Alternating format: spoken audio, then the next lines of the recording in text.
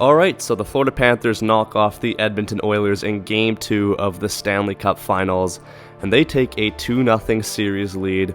I'm very happy with the result, and what's interesting about this game is that, minus the scoreline, these two teams almost reversed roles. If you remember back in Game 1, the Oilers were the ones with the bulk of the opportunities in front of goal, but Sergei Bobrovsky stopped every single shot that came his way. He was magnificent. You fast forward to Game 2, and the Florida Panthers absolutely dominated. They were looking really comfortable, and by the start of the third period, they had fully taken control of this series. Listen, to all the Oiler fans out there that are watching this video, you're probably very upset, very salty. I understand. I invite you to lash out any sort of tantrum that you may have in the comment section down below. Go ahead, remind us all one more time that you beat the Vancouver Canucks back in round 2 of the playoffs without their starting goaltender. Whatever you need to do to cope and make yourself feel better.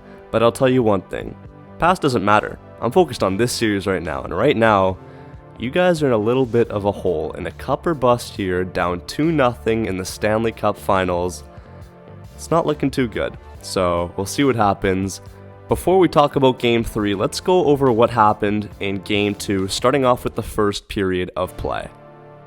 Early on in the hockey game, it's Warren Foegele who gets booked for 5 minutes and a game for knee-on-knee contact with Louis Dorainen there, but the Panthers take themselves off of the power play. 4-on-4, it's Ekholm who moves in, puts it by Bobrovsky 5-hole, gives the Oilers their first goal of the game and the series. He makes it 1-0.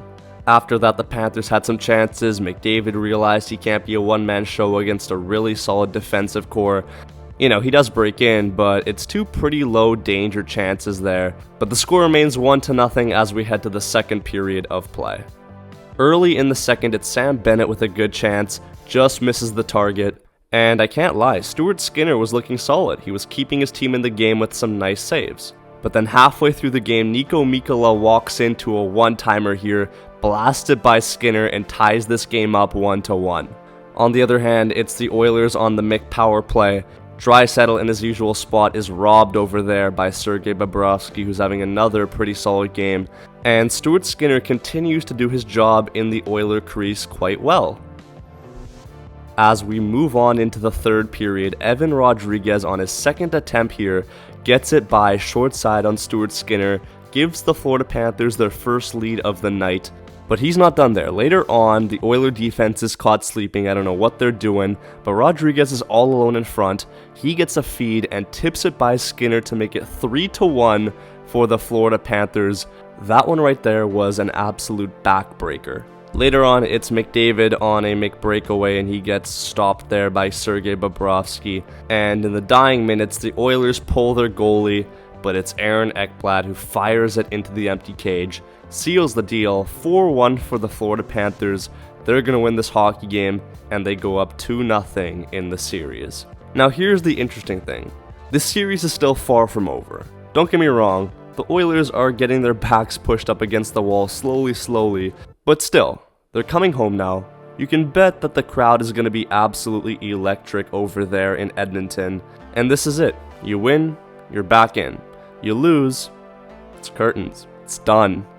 The McCupless era will continue, and Roberto Luongo will finally have his Stanley Cup. But obviously, we'll see what happens. It's been a very good 2 games, and I'm hyped up for what's going to happen in Game 3. Thank you all so much for watching. Make sure you like and subscribe if you're new around here. We are so close to 10,000 subscribers. We're just about 100 subs away. Let's get there by the end of the series. And yeah, man, it's been real. Peace out, and take care.